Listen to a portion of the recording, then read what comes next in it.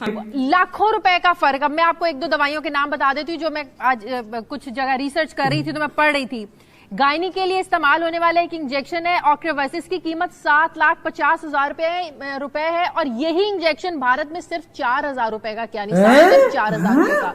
क्या वहां महंगाई नहीं है? डॉलर। मैं आपको भारत का एक और नाम भी है, इसे कहते हैं वर्ल्ड फार्मेसी। ये दुनिया की फार्मेसी है। जेनेरिक ड्रग्स दुनिया में सबसे ज्यादा भारत बनाता है, कुछ 60-70 बिलियन डॉलर ये कमाते हैं। दुनिया की 5th बड़ी इकोनॉमी है भारत। दुनिया के इस that India will be the pharmacy of the world. It might be surprising for some countries, especially the Western world. Maybe they don't see India as so developed or educated, so it might be surprising. But I believe it. Sir, ये बताएं कि India is going to be the pharmacy of the world. इसके बारे में क्या कहना चाहेंगे आप? ये बिल्कुल आपकी बात ठीक है।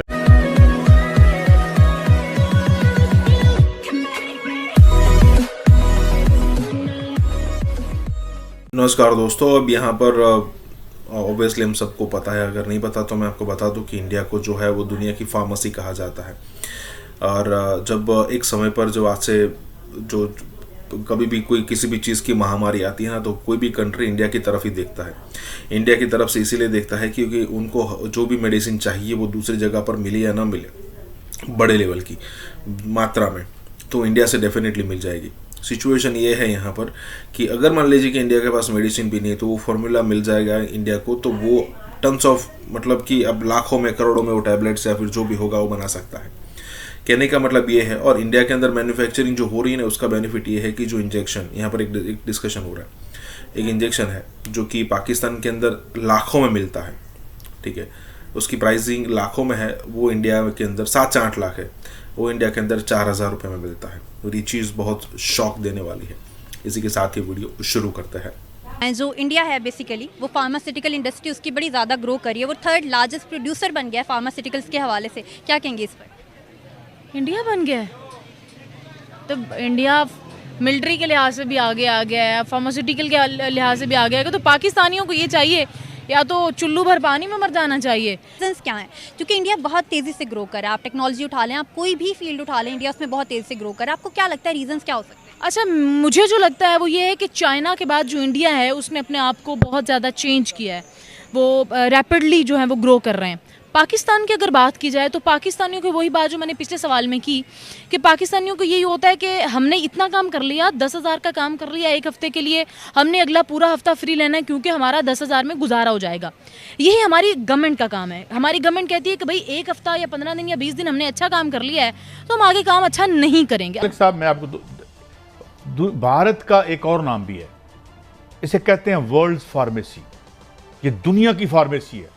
जेनेरिक ड्रग्स दुनिया में सबसे ज्यादा भारत बनाता है, कुछ 60-70 बिलियन डॉलर ये कमाते हैं। दुनिया की 5th बड़ी इकोनॉमी है भारत। दुनिया के इससे सिर्फ 4 5th ये थोड़ी सी इंग्लैंड के साथ साथ चलता है। 4 चले मान लें, आपकी 6 भी मान लेते हैं, 5 या 4 मुल्क भारत से ज्यादा अमीर है।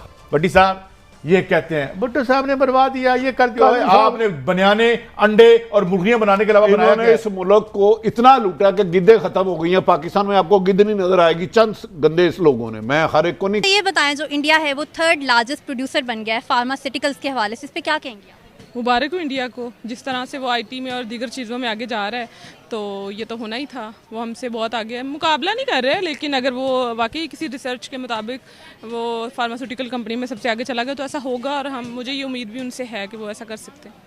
तो ऐसी उम्मीद रखने की क्या वजह है? आपको क्या लगता है ऐसी क्या खास बात है इंडिया के अंदर, क्योंकि वो हर चीज़ में बड़ा ग्रो करी जा रहा है? सिर्फ क्योंकि उसका बैकग्राउंड मैं जानती हूँ ना, इंडिया किस किस चीज़ों में क्या क्या काम कर रहा है। मैंने थोड़ी सी रिसर्च की थी, मुझे तब ना मेडिकल से रिलेटेड कोई आर्टिकल था तो मुझे कंपैरिजन करना पड़ा था वहाँ की यूनिवर्सिटीज़ का किसी और कंट्रीज़ की यूनिवर्सिटीज़ के साथ।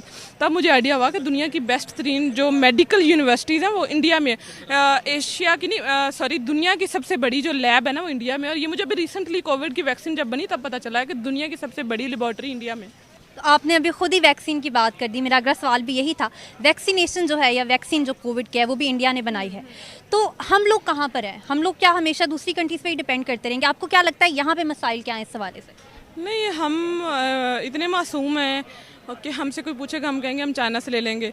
ऐसे कोई चाइना हमारा बहन भाई बना हुआ है, हमारी पीठ में खंजर घोंप रहा है और वो हमें हर चीज़ इस तरह से और इस आसानी से हमारे डोर तक प्रोवाइड करता है कि हमने कभी सोचा ही नहीं कि हम कोई सुई बनाने का कारखाना। लाखों रुपए का फर्क। अब मैं आपको एक दो दवाइयों के नाम बता देती हूँ जो मैं आज कुछ जगह रिसर्च कर रही थी तो मैं पढ़ रही थी। गायनी के लिए इस्तेमाल होने वाला एक इंजेक्शन है ऑक्रेवर्सिस की कीमत 7,50,000 रुपए है और यही इंजेक्शन भारत में सिर्फ 4,000 रुपए का। क्या नहीं, सिर्फ 4,000 रुपए का। क्या वहाँ महंगाई नहीं है? डॉलर उनके लिए महंगा नहीं है? मैं आपसे गुजारिश करूं, मैं गुजारिश करूं, जी गुजारिश ये है कि आपने इन्वेस्ट ही नहीं किया। अभी भारत $20 बिलियन की एक्सपोर्ट कर रहे हैं उनका ड्रैप, हमारा ड्रैप 200 मिलियन तक नहीं पहुंचा। उसकी रीजन यही है कि ना आपने इदारे पे यानी हेल्थ पे कभी कॉन्सेंट्रेट किया, ना कभी आपने काम किया। अनफॉर्चुनेटली जो इंडिया है वो 3rd लार्जेस्ट प्रोड्यूसर बन गया है मेडिसिन का, फार्मास्यूटिकल्स का। इस सवाल से क्या रिएक्शन है? मैं बहुत खुश हूँ। मैं किसी भी मुल्क को, कोई इंसान हो, जब कोई तरक्की करता है तो मैं बिल्कुल भी उससे हसद नहीं करती कि यार ठीक है हमारी लड़ाई अपनी जगह, बट अगर कोई तरक्की कर रहा है तो उसको करने देना चाहिए, बिकॉज जेलसी वहीं पे होती है जहाँ पे मुकाबला होता है। तो मैं बहुत खुश हूँ, ठीक है वो हमसे आगे निकलेंगे, हम उसी मुकाबले में, उसी जेलस में हम आगे निकलेंगे, तो मुझे इस चीज़ पे मैं बहुत सेटिस्फाइड हूँ। ठीक है, जो तरक्की कर रहा है मैं उनको यही कहूँगी बेस्ट ऑफ लक। तो आपको वैसे रीज़न क्या लगता है? क्योंकि इंडिया जो है वो हर फील्ड में बहुत ज़्यादा ग्रो कर रहा है। अभी कहा यह जा रहा है कि इस साल जो इंडिया की फार्मास्यूटिकल इंडस्ट्री है $41 बिलियन से ज़्यादा की ग्रोथ होने वाली है उसमें। तो आपको क्या लगता है रीजंस क्या हो सकते हैं? बेसिकली जो नरेंद्र जी हैं, हमारे मोदी जी, जो हमारी गवर्नमेंट है इंडिया की, वो खुद बहुत एक्टिव हैं, वो खुद सारों के बहुत साथ हैं। दैट्स वाई वो, मुझे लगता है वो नौजवानों को बहुत ज़्यादा मौका दे रहे हैं और उन चीज़ों की वजह से उन्होंने बहुत से जॉब्स वगैरह इस तरह की चीज़ों को दूर किया है। तो जब उन्होंने ये चीज़ें की हैं ना, तो फिर वो इस वजह से आई थिंक ये चीज़ों को लेकर नरेंद्र जी की वजह से, उनकी सपोर्ट की वजह से ये इंडिया ग्रो कर रहा है। कहीं है नहीं, ये गवर्नमेंट ने क्रिएट कर दी है। तो ये बाकी दुनिया में भी ऐसी हो रही है। हमें पेट्रोल की जरूरत है, हमें उनके टमाटर चाहिए, हम नहीं क्राइसिस इसमें बर्दाश्त कर सकते, तो आप लेके हैं वहां से। उसके ऊपर तो कोई कंप्रोमाइज नहीं है, ना अमेरिका का, ना इसराइल का, ना सऊदीया का, किसी का भी नहीं। इंडिया से अगर आप इंडस्ट्रियल टूल्स मंगवा सकते हैं तो वहां से टमाटर क्यों नहीं इंपोर्ट कर सकते? बाकी चीजें चल रही है ना जी। टमाटर तो ठीक है, टमाटर तो ठीक है, प्याज और टमाटर तो आता है इंडिया से था। दूसरा वाया दुबई तो मंगवा रहे हैं आप, तो उसे डायरेक्ट मंगवा लें भाई। बाकी कुछ चीजें आ रही हैं जो आपको जरूरत है वो आ रही हैं, जो आवाम को जरूरत है उस पर पाबंदी है। लेकिन यहाँ पॉलिटिकल नारे बड़े खौफनाक है। इंडिया के साथ आप ट्रेड करेंगे तो फिर तो सर अभी आप ऐसा करें ना, फाइनेंस मिनिस्ट्री से कहें कि वो आइटम्स आपके साथ शेयर करें जो इंडिया से अब भी आ रहे हैं, आप फिर आ रहे देंगे। यानी आपके लिए जो चीज आपको चाहिए वो थ्रू वाया आ रही है सर, वैसा नहीं डायरेक्ट भी आ रही है। मतलब शुगर मिल्स के सारे इक्विपमेंट्स जो हैं इंडिया से आ रहे हैं। लेकिन सर यहाँ की फिर यहाँ का जहांगीर तरीन साहब की आप पूछ रहे हैं, जहांगीर तरीन साहब की जो मिल है उसमें जो इंजीनियर्स हैं उसको ठीक करने के लिए वो भी इंडिया से आ रहे हैं, वो आ रहे हैं। उनके जो आलात हैं वो रिपेयरिंग इंडिया में जाती, इंडिया से जाके पंजाब से रिपेयर होके आ रहे हैं। डेड एंड आ गया है आपकी मईशत। ये आप याद रखें कि अब इन्होंने ज़हनी तौर पे तस्लीम कर लिया है कि ना हम इंडिया के मुकाबले में आ सकते हैं। अब तो इंडिया तो बहुत आगे एक माशी जिन बन गया है कम से कम एशिया के अंदर, लेकिन हम इवन के बांग्लादेश का मुकाबला भी नहीं कर सकते। अब आके जब उन्होंने कंपेयर करके देखा तो इंडिया तो बहुत दूर की बात है, बांग्लादेश उनके इतना आगे निकल गया कि अब जाहिर है किसी भी तरीके से आप अपने आप को बांग्लादेश से भी कम से कम इकोनॉमी के हवाले से कंपेयर नहीं कर सकते। और उसके ऊपर अलमिया ये है कि आपने अपनी खारजा पॉलिसी स्पेसिफिकली जो इंडिया के हवाले से और अफगानिस्तान के हवाले से और ईरान के हवाले से जिन खतूत पे उस्तवार की है और आप उस पे वाजिद हैं उसको कंटिन्यू रखने के, उसके आगे सिर्फ अंधेरा ही अंधेरा है। यानी ये बात तय है कि जब तक आप अपने ये सींग जो आपने फंसाए हुए हैं इंडिया के साथ, इनको आप आज़ाद नहीं करते और एक पॉजिटिव माहौल जो है वो खित्ते में क्रिएट नहीं करते, उस वक्त तक आप इकोनॉमी के हवाले से किसी भी तरीके से या स्टेबिलिटी के हवाले से 1 इंच आगे मूव नहीं कर सकते। ये एक इतना बड़ा हार्ड फैक्ट है कि जिसको आप किसी तरीके से भी जिसकी नफी नहीं कर सकते, चूंकि आपने सारे रास्ते आजमा के देख लिए और ये उनको पता चल गया। इसलिए अब वो अंडरमाइन कर रहे हैं इंडिया और बांग्लादेश की शानदार और काबिल रश्क और रिमार्केबल तरक्की को भी, कि नहीं जी ये कुछ भी नहीं होता, असल चीज़ तो रियासत मदीना होती है। अब ये है कि इस पे मैं पहले भी बात कर चुका हूँ कि ये अवाम को बहुत बड़ा एक मगालते में डालने और उनके साथ फ्रेब करने वाली बात। इंडिया की तरक्की जो है वो कितने पेस से हो रही है और आइंदा 8-10 सालों में इंडिया कहां से कहां पहुंचने वाला है। जितने आपने कर्जे लिए थे अब सिर्फ उनको वापसी का टाइम है। 30 अरब डॉलर आपने इस साल पे करना है बैक। 15 अरब डॉलर उसमें से ख्याल है कि ये करंट अकाउंट डेफिसिट होगा, खसारा जो है तिजारती खसारा, और 15 बिलियन डॉलर होगा जो कि आपने पे आउट करना है जो। और लगता यूं है कि आने वाले साल के अंदर चूंकि यही सफर इसी किस्म का जारी रहेगा, कुछ तब्दीली नहीं आएगी, माशी तौर पर और मुश्किलात बहुत बढ़ जाएंगी, लोग और चीख पड़ेंगे, तो उसकी वजह से जो पॉलिटिकल कैपिटल है जो ऑलरेडी जा चुका है उसके अंदर और नुकसान का इस्तेमाल है। मैंने किया क्या? मैनेजमेंट, अगेन मैनेजमेंट, उन्होंने इस तरह किया कि सैलरीज बढ़ा दी लोगों की और कंपनीज को उन्होंने बिला सूद कर्जे दे दिया। मतलब आपने फर्ज करें आपकी कंपनी जो है उसका मालियत जो है 20 मिलियन डॉलर है, तो 20 मिलियन डॉलर उन्होंने एडिशनल आपको दे दी और साथ कहा कि 30 सालों में आपने बगैर सूद के ये थोड़ा थोड़ा करके रकम जमा करवानी, उससे आप सस्टेन कर गए। तो जब आपकी इनकम बढ़ गई तो जैसे महंगाई जितनी भी बढ़ जाए कोई प्रॉब्लम है। यहाँ पे मसला ये बना कि बेरोजगारी बढ़ी, महंगाई बढ़ी और उसके साथ साथ इनकम भी कम हुई बंदों की। यानी आप ये देखें कि सिर्फ कोविड के दरमियान 2 करोड़ लोग खते गुर्बत से उनका इजाफा हो गया। तो ये वो लोग हैं जिनकी इनकम में कमी आई, बेरोजगार हुए और उसके साथ साथ महंगाई भी बढ़ गई, तो यहाँ पे क्राइसिस पैदा हो गया। इस तरह की मीडिया ट्रायल और मोदी की कैंपेन्स हमने जितनी भी देखी हैं वो सिर्फ बढ़के नहीं माता, वो बकायदा जो भी कोई वो बात करता है, जब उसने कहा कश्मीर के बारे में, जब वो कि वहाँ पे हम लोग अपनी डेमोग्राफी को चेंज करके वहाँ पे हिंदुओं की ये लैंड है, हम हिंदुत्व को यहाँ पे फैलाएंगे अखंड भारत का, तो उसने उसके अंदर 60 लाख इंडियंस को, हिंदुओं को वहाँ की रेजिडेंसी और डोमिसाइल सर्टिफिकेट इशू कर दिया। अब अगले 1 साल में वो एक मेजॉरिटी में तब्दील हो जाएंगे। मुझे भारतीय तरक्की भी नजर आती है, मुझे दूसरे ममालिक की तरक्की भी नजर आती है जब वो यहाँ पे आते हैं, जब उनके डायलॉग होते हैं अमेरिकन गवर्नमेंट के साथ, और जब मैं यहाँ के न्यूज़पेपर पढ़ के उनकी तरक्कियां देखता हूँ। सर इन्होंने तो पाकिस्तान की उसी वक्त जो इंडस्ट्रीज हैं वो बंद करवा दी थी जब इन्होंने चाइना को परमिशन दे दी थी कि वहां से सारा सामान उससे कहीं ज्यादा सस्ता जो पाकिस्तान में बनता था वो यहाँ पे भर दिया लाके हर तरह का। तो हमारे यहाँ की फैक्ट्रीज तो वैसे ही बंद हो गई। तो फिर धड़ चाइनीज वापस जा रहे हैं, बहुत बड़ी तादाद में चाइनीज पाकिस्तान को छोड़कर वापस जा रहे हैं। जो उनके लैंग्वेज सेंटर्स बने हुए थे 5-6 बंद कर दिए, वो भी वापस जा रहे हैं। गवादर में एक बड़ी चाइनीज कंपनी है जो बहुत बड़ी इन्वेस्टमेंट लेकर आई थी, वो भी वापस जा रहे हैं। तो गुलामों के ऊपर सरमायाकारी कोई नहीं करता, उसका कोई फायदा नहीं होता। बहुत बड़ी तादाद में चाइनीज पाकिस्तान को छोड़कर वापस जा रहे हैं।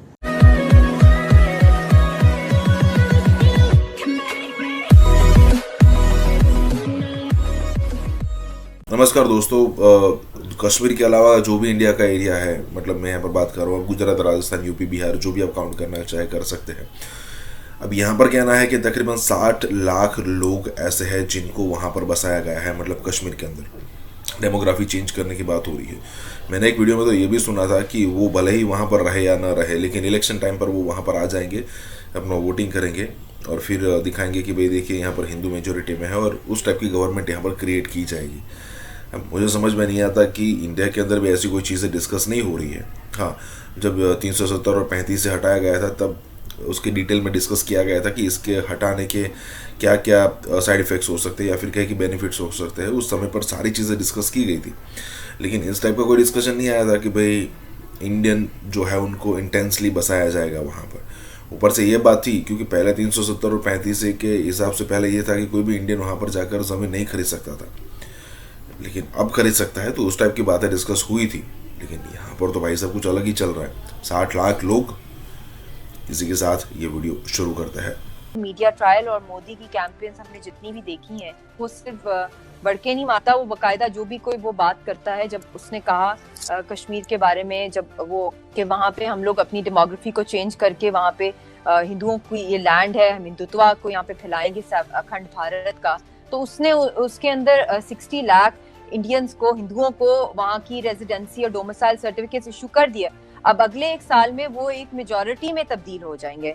फिर जब उसने पब्लिकली ये कहा मोदी ने कि मैं पूरे पाकिस्तान को बंजर कर दूंगा, भूखा प्यासा छोड़ दूंगा वहाँ की आवाम को, तो उसका यही मतलब था कि वो मकबूजा कश्मीर में हाइड्रो पावर प्लांट्स बनाएगा, वहां पे वो डैम के डैम बना रहा है। और अभी पिछले महीने जब पाकिस्तान के अंदर एक इंटरनल केओस चल रहा था, उस वक्त मैं हैरान थी कि किसी का फोकस ही नहीं आया कि मोदी के वहां पे जो श्रीनगर में वो गया है और जो 2 इतने बड़े हाइड्रो इलेक्ट्रिक पावर प्लांट्स को जो किया है। मुझे भारतीय तरक्की भी नजर आती है, मुझे दूसरे ममालिक की तरक्की भी नजर आती है जब वो यहाँ पे आते हैं, जब उनके डायलॉग होते हैं अमेरिकन गवर्नमेंट के साथ, और जब मैं यहाँ के न्यूज़पेपर पढ़ के उनकी तरक्कियां देखता हूँ। आपका 26 बिलियन डॉलर लूटा है आपने, उनकी डबल बिलिंग ओवर बिलिंग कर करके, इसीलिए वो नाराज हैं। और उसके बाद आपने कहा था कि हम आपकी जिंदगियों की जमानत देंगे, आपके लिए अलग फौज बनाई जाएगी सिक्योरिटी के लिए, आप वो भी प्रोवाइड नहीं कर सके। अब बात यहाँ पे खड़ी है, वो कहते हैं अगर हम प्रोजेक्ट आगे लेके जाएंगे हम अपनी फौज लेकर आएंगे पाकिस्तान में अपनी हिफाजत के लिए, वो भी अगर वो माने तो। क्योंकि धड़ चाइनीज वापस जा रहे हैं, बहुत बड़ी तादाद में चाइनीज पाकिस्तान को छोड़कर वापस जा रहे हैं। जो उनके लैंग्वेज सेंटर्स बने हुए थे 5-6 बंद कर दिए, वो भी वापस जा रहे हैं। गवादर में एक बड़ी चाइनीज कंपनी है जो बहुत बड़ी इन्वेस्टमेंट लेकर आई थी, वो भी वापस जा रहे हैं। और दीगर कई जगहों से चाइनीज ने वापस जाने का फैसला किया है। क्यों चाइनीज इंजीनियर्स, वर्कर्स और उस्ताद वापस चाइना जा रहे हैं? वो ये कहते हैं कि ऑनलाइन पढ़ा देंगे आपके बच्चों को, अभी हम यहाँ नहीं रहना चाहते। अब वो वापस क्यों जा रहे हैं, बड़ा सवाल है। तो गुलामों के ऊपर सरमायाकारी कोई नहीं करता, उसका कोई फायदा नहीं होता, वो परेशान होकर वापस जा रहे हैं। इस सिलसिले को रोकना पड़ेगा, ये पाकिस्तान की लाइफलाइन है। समझने वाले इतना ही इशारा काफी है मेरे ख्याल में। कि आप पाकिस्तान तभी चलेगा जब पाकिस्तानी लीडर होंगे। जब लीडर इंपोर्ट करेंगे तो आप क्या होंगे? मुझे समझ नहीं आती खान साहब कौन सी गुलामी और कौन सी खुद मुख्तारी की बातें कर रहे हैं। क्या ये दुनिया को एक चूरन बेच रहे हैं, तबाही के किनारे पे ले जा चुके हैं। एक मिनट के लिए फर्ज करें कल इमरान साहब को गवर्नमेंट पकड़ा दी जाती है, कल ही पकड़ा दें आप, 19 मई को पकड़ा दें। कौन सा उनके पास अलादीन का चिराग है जो पाकिस्तान को बचा लेंगे? शौकत तरीन साहब खुद कह के गए थे, इनके जो फाइनेंस मिनिस्टर थे, कि इनकी कोई इकोनॉमिक पॉलिसी नहीं है। खान साहब ने अगले दिन स्टेटमेंट दे दी, ओ जी इन्होंने मुल्क तबाह कर दिया, 200 रुपए का डॉलर। खान साहब आपके दौर में भी तो फ्री फॉल पे था। IMF के लिए लेजिस्लेशन आपने की है, शहबाज शरीफ ने थोड़ी की थी, आपने खुद की थी। लेकिन ये कि पाकिस्तान दर हकीकत में, मैं ये एक आखिरी क्वेश्चन ये करूंगा आरजू आपसे, किसी पार्टी के पास कोई इकोनॉमिक प्लान है कि एक्सपोर्ट किस तरह बढ़ानी है और इंपोर्ट किस तरह कम करनी है? किसी के पास कोई है कि पाकिस्तान में इंडस्ट्रियल रेवोल्यूशन किस तरह लाना है?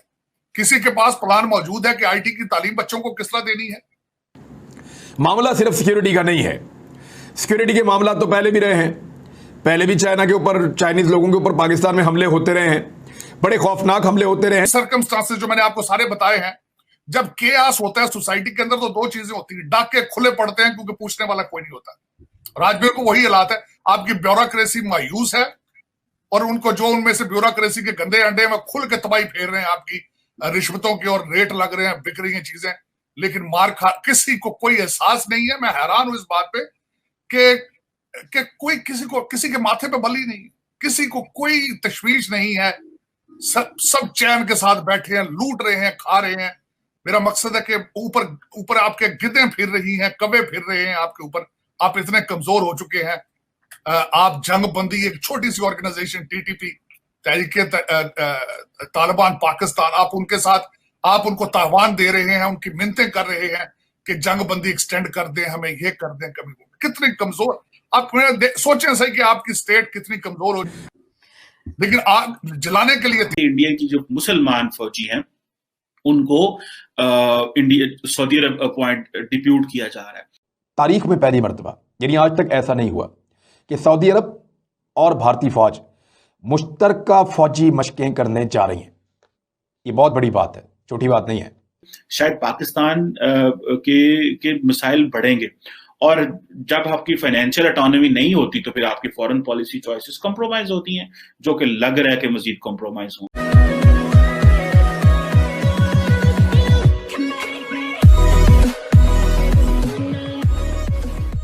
नमस्कार दोस्तों, अब यहाँ पर बात हो रही है कि सऊदी अरेबिया के अंदर इंडियन आर्मी के जो फौजी है वो जाएंगे और ख़ास करके उसमें भी जो मुसलमान है। अब बात यहाँ पर यह है कि शायद मक्का या फिर मदीना के अंदर सिक्योरिटी अगर प्रोवाइड करने की बात हो तो नॉन मुस्लिम वहाँ पर नहीं चलेंगे। तो यहाँ पर सिर्फ यहाँ पर इसलिए बात हो रही कि यहाँ से मुस्लिम सैनिक जो है वो जाएंगे। बात ये नहीं, बात ये है, ये कोई बड़ी बात नहीं है, लेकिन बात यहाँ पर यह है कि ये सारा ठेका जो है ना वो पहले पाकिस्तान को मिला करता था। अब देखिए, इंडिया से सैनिक जा रहे हैं वो एक अलग बात है, पाकिस्तान से सैनिक जाते हैं वो बात अलग है। पाकिस्तान के जो जाते हैं वो भाड़े के टट्टू है, और इंडिया को ऑफर किया जाए कि आप इतने सैनिक भेजें, हम आपको इतने पैसे देंगे, इसके लिए इंडिया कभी नहीं भेजेगा। हाँ, अगर सऊदी के साथ रिलेशन अच्छे हैं इंडिया के, और जब सऊदी कहता है कि हमें कुछ इस टाइप की सर्विस चाहिए आपकी, तो डेफिनेटली मिलेगी। उसका मतलब ये नहीं कि हम उसकी आवाज़ में पैसे लेंगे, तो यही डिफरेंस है। लेकिन कमर चुमा जैसे लोगों को शायद इस बात का पता नहीं है कि भाई इंडिया किस टाइप के रिलेशन अगर निभाता है तो किस हद तक जाता है। इसी के साथ ही वीडियो शुरू करते हैं। इंडिया के चीफ हैं जनरल नरवाने साहब, वो जब गए वहां पे, सऊदी अरब भी गए, यूएई भी गए, 5-6 दिन का दौरा किया, और सुनने में ये भी आ रहा है कि इंडिया की जो मुसलमान फौजी हैं उनको सऊदी अरब अपॉइंट डिप्यूट किया जा रहा है। तो ये भी बात चल रही है कि शायद पाकिस्तानी जो फौज है जो वहां पे सऊदीज को प्रोटेक्ट कर रही है उसको वापस भेज दिया जाए, या ना उसको लिया जाए, या कहा जाए कि जी आहिस्ता आहिस्ता उनके कंटिजेंट वापस आ जाएंगे और इंडिया वो अपनी मुसलमान फौज को वहां पे इंगेज कर देगा जो मुसलमान है वहां पे। कुछ लोग कह रहे हैं कि नहीं ऐसा नहीं होगा, लेकिन फिर भी इंडियन आर्मी चीफ का जो विजिट है वो बड़ा सिग्निफिकेंट है, इंडिया की चेंजिंग पॉलिटिकल सिचुएशन बड़ा सिग्निफिकेंट है। पाकिस्तान को अपनी थोड़ी सी लाइन लेंथ जो है उसको ठीक करना है, और वो ये ठीक करना है कि हमें फाइनेंशियली तो स्ट्रांग होना ही होना है, हमें अपनी फॉरेन पॉलिसी को प्रैग्मेटिक एंड रैशनल करना है। तो ये चीज तो हमें सऊदी अरब के हवाले से हमने बड़ा स्ट्रेटेजिक पेशेंस शो किया, लेकिन सऊदीज मूव ऑन कर गए हैं। वो ये समझते हैं कि पाकिस्तान एक तगड़ा मुल्क है मिलिटरीली, लेकिन पाकिस्तान फाइनेंशियली क्योंकि अपने खर्चे मीट नहीं कर पा रहा, तो इसकी वजह से शायद पाकिस्तान के मिसाइल बढ़ेंगे, और जब आपकी फाइनेंशियल ऑटोनॉमी नहीं होती तो फिर आपकी फॉरेन पॉलिसी चॉइसेस कंप्रोमाइज होती हैं, जो कि लग रहा है कि मजीद कंप्रोमाइज होंगी। कि भारतीय मीडिया इस वक्त खुशियां मना रहा है। वहाँ पे अगर आप भारतीय अखबारात को निकाल कर पढ़ें तो तकरीबन सारे अखबारात, या इंडियन टाइम्स आप कह लें, द टाइम्स ऑफ इंडिया कह लें, हिंदुस्तान टाइम्स कह लें, और उसके अलावा जितने भी भारतीय अखबारात हैं, द हिंदू है, और उन तमाम के अंदर ये लिखा हुआ है कि तारीख में पहली मरतबा, यानी आज तक ऐसा नहीं हुआ कि सऊदी अरब और भारतीय फौज मुश्तरका फौजी मशकें करने जा रही हैं। ये बहुत बड़ी बात है, छोटी बात नहीं है। यानी सऊदी अरब एक मुसलमान मुल्क है और मुसलमानों का लीडर मुल्क है, हिजाज़ मुक़द्दस वहाँ पे हैं और इस्लाम का आगाज़ वहाँ से होता है। तो सऊदीज़ ने भारतीयों के साथ ताल्लुकात अच्छे बनाए हैं, और पहली मरतबा तारीख में भारतीय फ़ौज सऊदी अरब जाएगी और जाकर मुश्तरका मशकों में हिस्सा लेगी। ये जंगी मशकें करेंगे, फ़ौजी मशकें करेंगे, और उसके बाद दोनों फ़ौजें जो हैं वो मिलकर काम करना शुरू कर देंगी। अब अगर आप गौर करें तो दिसंबर 2020 में भारतीय आर्मी चीफ जो हैं MM नरवाने, उन्होंने सऊदी अरब का दौरा भी किया था, और ये उनका पहला दौरा था। उससे पहले कभी कोई भारतीय आर्मी चीफ सऊदी अरब या UAE नहीं गया था, तो ये दिसंबर में गए थे पहली मरतबा। और हमने उस वक्त पाकिस्तान के इदारों से, पाकिस्तान की हुकूमत से जब ये सवाल किया तो उन्होंने कहा ये कोई इतना बड़ा मामला नहीं है जिस पे पाकिस्तान को दबाव महसूस करना चाहिए, हमें उन्होंने ये साफ कहा था।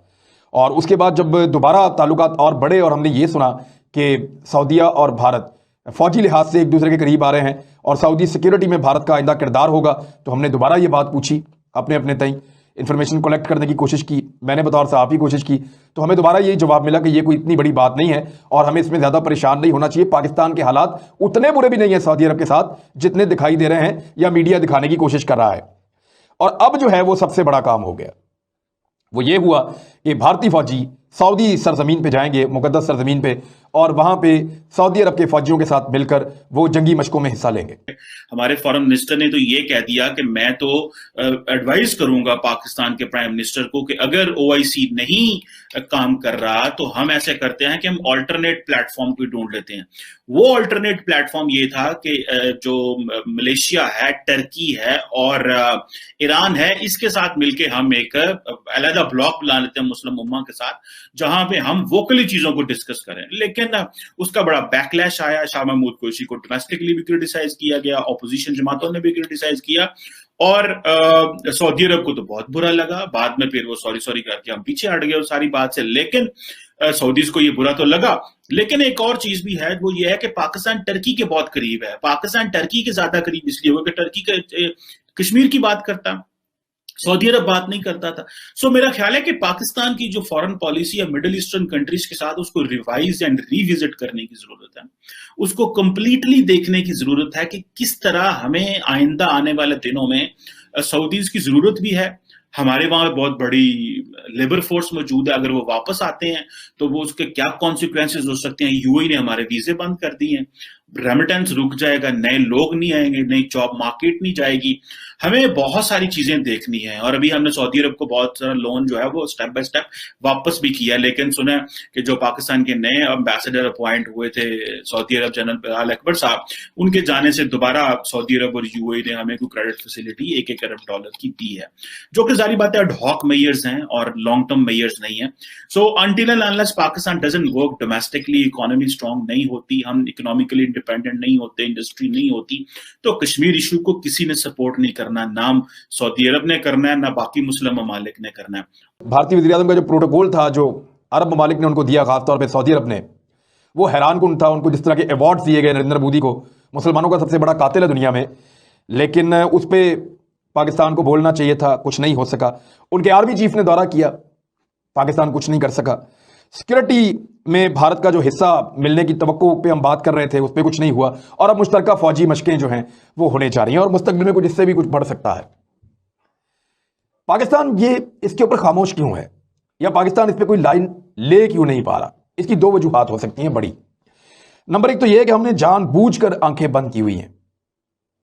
हम ये चाहते ही नहीं है कि हम इसको आंखें खोल कर देखें, और इसके रीजन ये हो सकते हैं कि हम खतरा भांप नहीं पा रहे।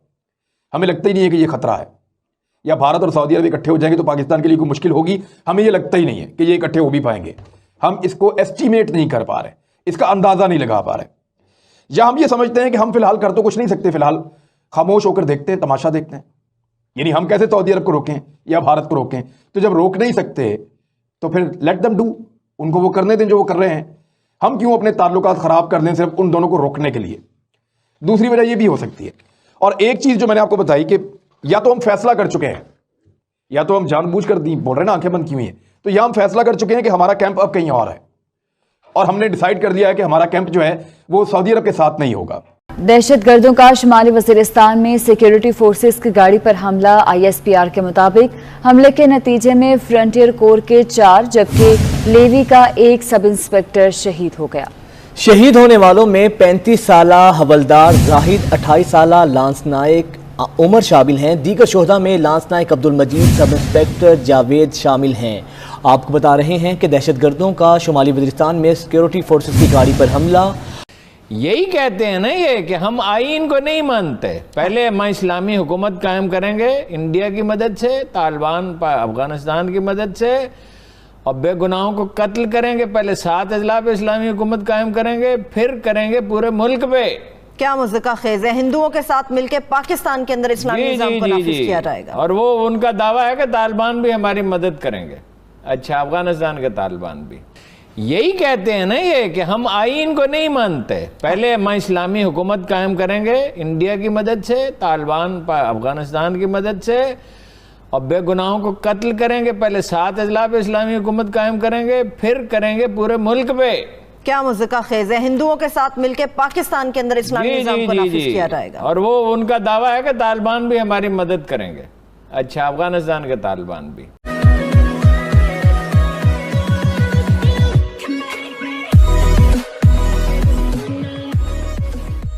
नमस्कार दोस्तों, एक और हमला हो चुका है TTP का पाकिस्तान के ऊपर वज़ीरिस्तान में, और कहा जा रहा है कि 4-5 से लेकर 10 लोग मारे गए हैं, मतलब सैनिक और ये सब कुछ मिलके।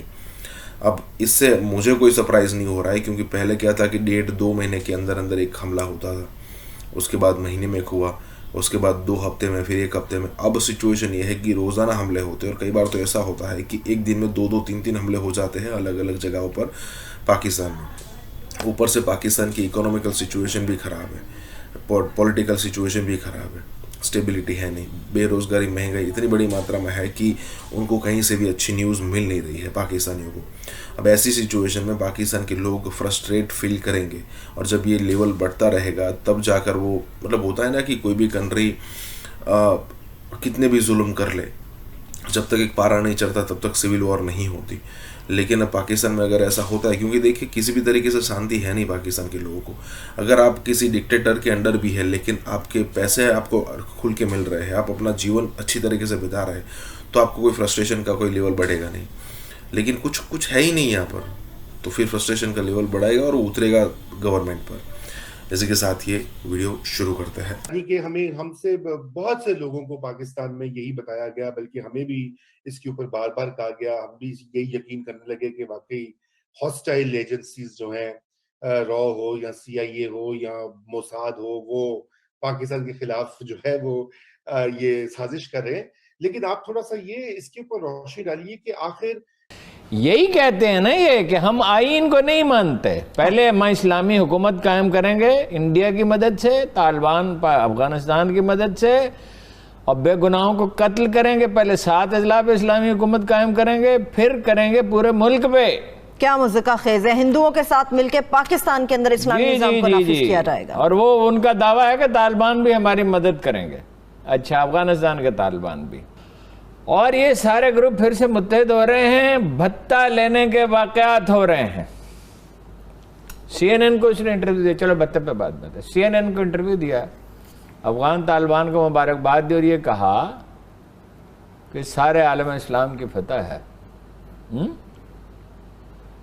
और ये कहा अगर अफगान तालिबान अमेरिका को शिकस्त दे सकते हैं तो हम पाकिस्तानी फौज को शिकस्त दे सकते हैं। हुए हैं ISKP, दाइश जो खुरासान खुद को कहते हैं, वो भी जंग कर रहे हैं, और TTP भी, और TTP तो बलूचिस्तान में भी कार्रवाइयां कर रही हैं, उसकी जिम्मेदारी भी लेती रही है धड़ल्ले से कुलम खुला।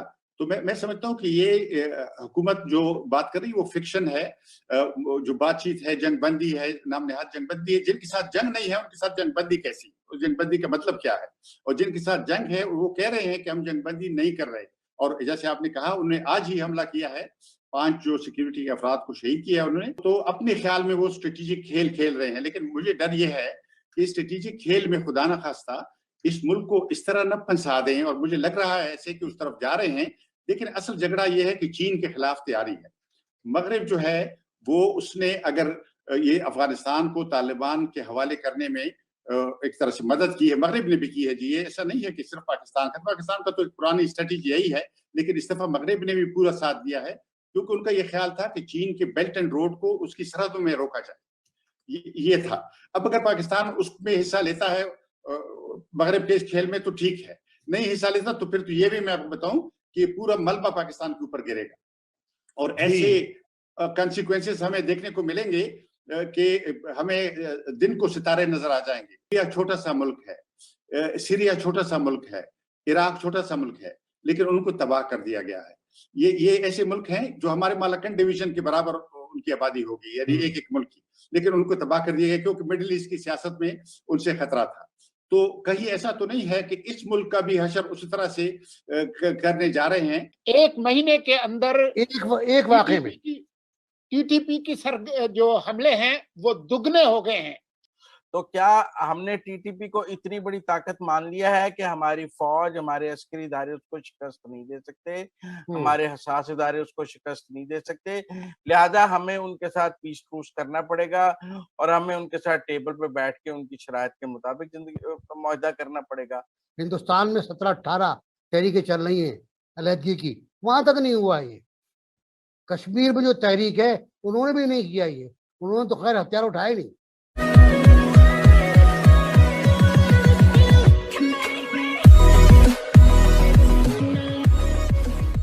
नमस्कार दोस्तों, अब TTP के हमले बढ़ चुके हैं पाकिस्तान के अंदर, और यहाँ पर जैसे डिस्कस किया जा रहा है कि तकरीबन एक ही हमले में पाकिस्तान की आर्मी के 7 जवान को शहीद कर दिया गया है या फिर 72 हुरों के पास पहुँचा दिया गया है। अब देखिए, जो अफगानिस्तान के तालिबान है ना, उन्होंने ही ये TTP क्रिएट की है। अब ये जो तालिबान वाला जो ग्रुप था ना, वो उस समय पर क्रिएट हुआ था जब रशिया जो है वो अफगानिस्तान के अंदर कब्जा कर रखा था। तो अमेरिका ने यहाँ पर एक पॉइंट रखा कि भाई हम इस टाइप की सिचुएशन क्रिएट करते हैं, पाकिस्तान मान गया। और जो पाकिस्तान और अफगानिस्तान का जो बॉर्डर है ना, वहाँ पर कई सारे मदरसे चल रहे थे और ये तालिबान वहीं सारे पढ़ रहे थे। आज अमेरिका चला गया, आज अफगानिस्तान से रशिया चला गया है, आज अमेरिका भी वहाँ पर मौजूद नहीं है, लेकिन वही तालिबान मौजूद है। और पाकिस्तान भी अब ज़मीन तो अब हिला नहीं सकते, वो तो वहीं रहेगी, तो पाकिस्तान भी वहीं मौजूद है। और आज जो वही सारे तालिबान जो है ना, वो पाकिस्तान की बैंड बजा रहे हैं। ये TTP चाहता है कि पाकिस्तान की गवर्नमेंट को उखाड़ फेंके, पाकिस्तानी आर्मी को हटा दे और वहाँ पर शरिया लॉ नाफिज कर दिया जाए, मतलब शरिया लॉ की यहाँ पर उस हिसाब से मतलब कंट्री चलाया जाए। बहुत बड़े क्लैश आने वाले, दशकों तक होने वाला है बिटवीन ये TTP वाले तालिबान और पाकिस्तानी आर्मी के बीच में। और मानिए इसमें सबसे ज़्यादा नुकसान पाकिस्तान का ही होने वाला है। इसी के साथ ये वीडियो शुरू करते हैं। तो इस वजह से वो हिले हुए हैं, और वो कितने हिले हुए हैं उसका अंदाजा आपको इससे होगा कि आज वही लोग जिनके गर्दन में सरिया था, वो तमाम लोग आज जो है वो रिवर्स गियर में गुफ्तगू कर रहे हैं। उनमें असद उमर भी है उसमें, तो अब वो जो है वो सॉरी करके पीछे हटने की कोशिश कर रहे हैं। लेकिन लोगों को पता है कि ये सारी जो है वो सिर्फ जलती आग पे पानी डालने की एक कोशिश है, आग लगाने का काम इन्होंने खत्म नहीं किया। ऑपरेशन के दौरान 7 फौजी शहीद हो चुके हैं। जो फ़ौज के ताल्लुकात आमा का इदारा है ISPR, उसके मुताबिक सिक्योरिटी फोर्सेस की जानिब से किए गए ऑपरेशन का आगाज़ दहशतगर्दों की मौजूदगी के मुताल्लिक खुफिया इत्तला पर हुआ। गुज़िश्ता हफ्ते जो है इसी महीने जो है कोयटा के मस्तूंग रोड पर एक चेक पोस्ट के करीब ख़ुदकुश हमला हुआ, जिसमें फ्रंटियर कोर के 4 अहलकार शहीद हुए। और उसके अलावा गुज़िश्ता हफ्ते शुमाली वज़ीरिस्तान में देसी साख्ता एक बम धमाके में फ़ौज के 2 जवान शहीद हो गए।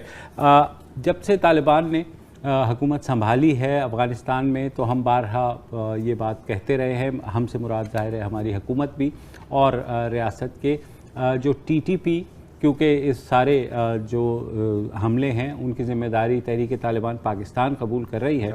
तो हुकूमत का ये मानना है कि तालिबान जो है अफ़गान तालिबान शायद उनको वहाँ कंट्रोल करें, और जो पहले एक नेक्सस था NDS का और इंडिया का जिसके थ्रू ये अटैक्स होते थे, वो किसी तरीके से ब्रेक हो जाए। मगर मामला बाढ़ लग गई है, खासी हद तक तकरीबन 93% काम हो चुका है, 7-8% रह गई है, मगर फिर भी ये हमले क्यों हो रहे हैं? कुछ लोग कहते हैं क्योंकि स्लीपर सेल्स अभी भी मौजूद हैं, सपोर्ट बेस अफ़गानिस्तान में कुछ ना कुछ है।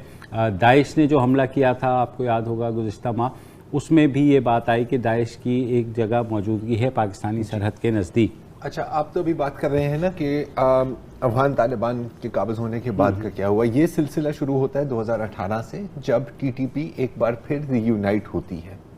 नूर वली महसूद की ज़रात में वो होते हैं, फिर उसके 2020 में ये रीयूनाइशन होती है। अगर आप ग्राफ देखें 2019 में कुल अगर हम दहशतगर्द हमलों में देखें जहाँ पर सिक्योरिटी के अहलकार शहीद हुए हैं, तो 137 अहलकार शहीद हुए थे। 2019 की मैं बात कर रहा हूँ। जब आप 2020 तक आते हैं ये तादाद 178 तक पहुँच जाती है।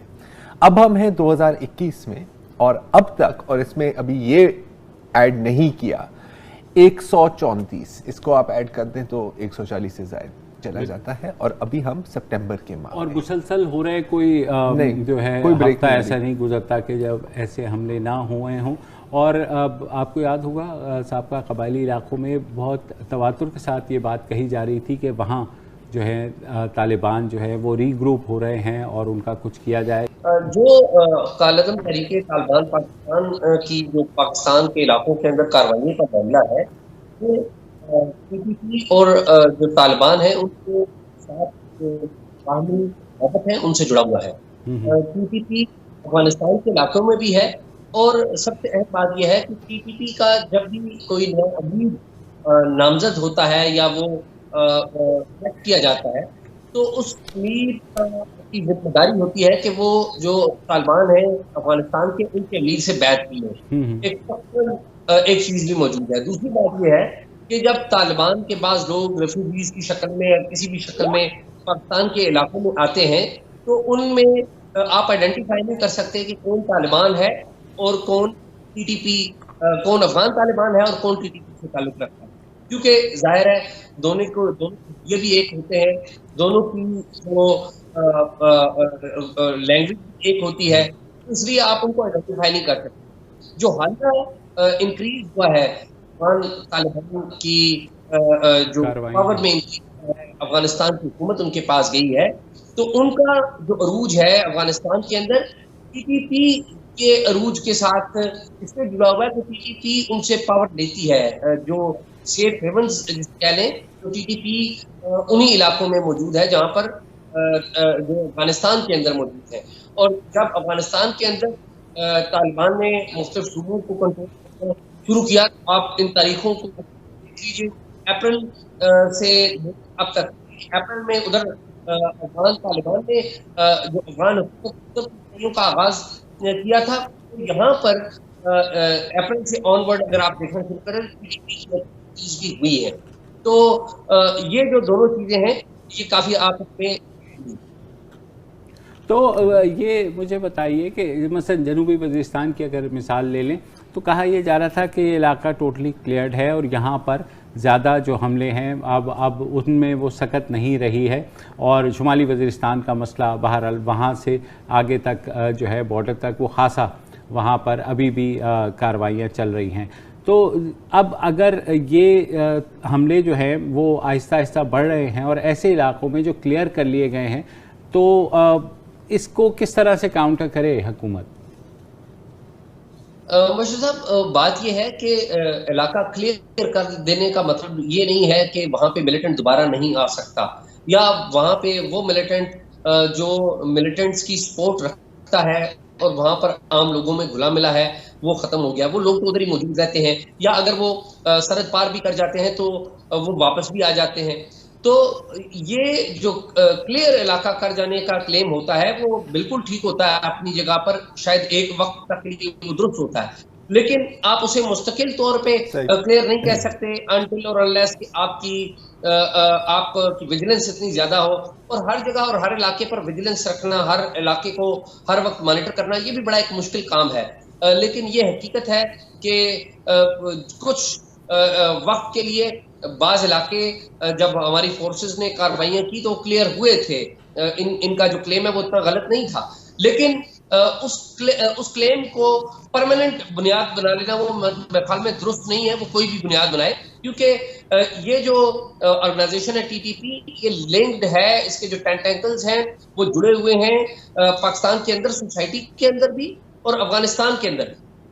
जी, मैं यही बात कर रहा था, आप अभी अफगानिस्तान भी होकर के आए हैं और वहाँ जो पाकिस्तान का कंसर्न है, बारहा अफगान तालिबान से इस बात की डिमांड की जाती रही है कि वो रोकें, और उन्होंने कहा भी है ऑफिशियली कि जी हम इंश्योर करेंगे कि अफ़गानिस्तान की ज़मीन जो है पाकिस्तान के ऊपर अंदर जो हमले होते हैं उसमें इस्तेमाल ना हो। तो आपको लगता है कि अफ़गान तालिबान ने किसी हद तक कुछ कंट्रोल किया है? ये खबरें कल भी आई थी कि कंधार से कोई ट्रक जो है वो तालिबान ने पकड़ा है असलहे से भरा, जो कि पाकिस्तान की तरफ जा रहा था। तो ये सारी सूरत हाल में आप क्या समझते हैं कि जो अफ़गान तालिबान है वो उन्होंने कंट्रोल किया है?